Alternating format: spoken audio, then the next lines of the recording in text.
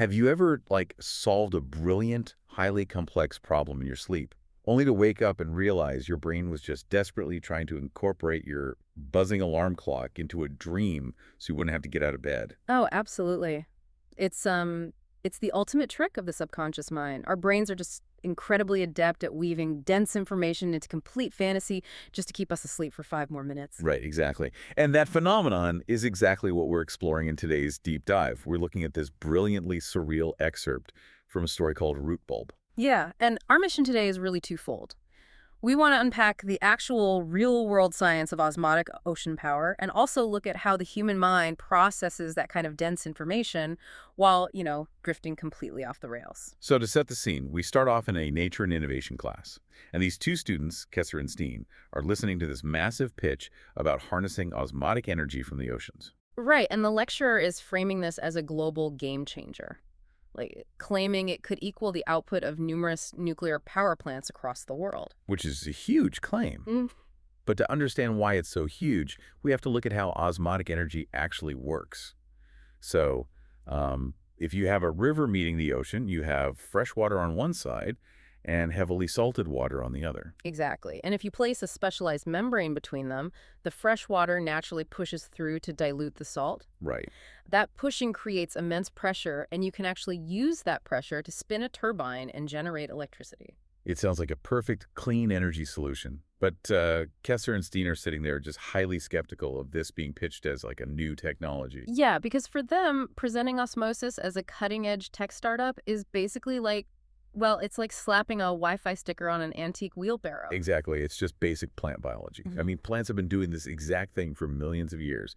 They use hydrogen ions, or H+, plus, to create these tiny pressure gradients that draw water and nutrients up from the soil. And that biological knowledge actually leads the boys to spot a massive logistical flaw in the ocean power pitch. Oh, right. Because if humanity decides to turn 2/3 of the Earth's surface into a giant osmotic power grid, they run headfirst into modern agriculture. Precisely. Because of the runoff, you have all these commercial fertilizers washing off the land and into those exact same rivers. Wow, yeah. So agricultural runoff is packed with heavy minerals, nitrates, phosphates. If you try to run massive amounts of that water through an osmotic power plant, those complex agricultural compounds will instantly gunk up the delicate membranes. Right. It just completely destroys the precise chemical balance you need to generate the power. Yeah. The boys realize the ecosystem isn't some sterile lab. Yeah. It's messy. It's incredibly messy, and while Kesser is mentally tearing down the logistics of this agricultural runoff, Steen's mind takes a completely different path. He just gets stuck on the biology. Oh, this is where it gets so good. He starts trying to reconcile this massive rushing global energy grid with the reality of, like, a stationary tree. Yeah, he thinks about how plants are usually stuck exactly where they're planted, right? They only spread generation by generation via seeds and pollen. Right. But his brain attempts to synthesize the concept of a plant absorbing enormous amounts of active energy with its inability to actually move. And the result is this beautifully surreal leap of logic. It's so vivid, he suddenly blurts out, "But damn it," Yeah. and recalls this local watering hole where a water salamander lives. And he pictures the trees there literally jumping out of the earth. Oh, yeah. He imagines their exposed root balls looking like newborn calves clumsily trying to stand up for the first time. It's wild. He's envisioning these stationary organisms gaining literal mobility.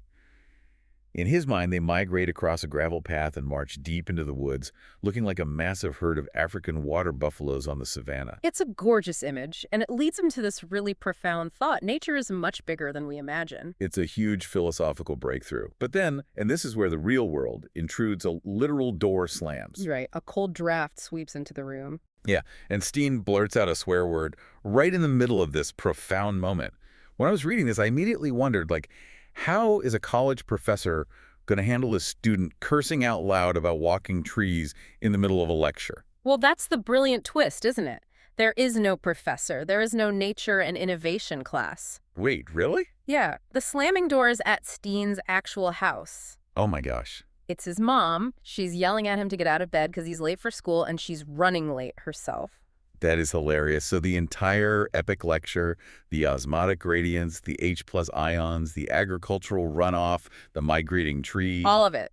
It was all a rapidly constructed dream. His sleeping brain was just furiously combining his actual biology homework with the ambient noises of a hectic morning. I love that so much. Your brain will literally engineer a global energy crisis and a herd of walking trees just to keep you from having to face a Tuesday morning. It really highlights how our subconscious doesn't just shut off, It actively plays with the data we feed it, merging hard logic with complete fantasy just to make sense of our environment.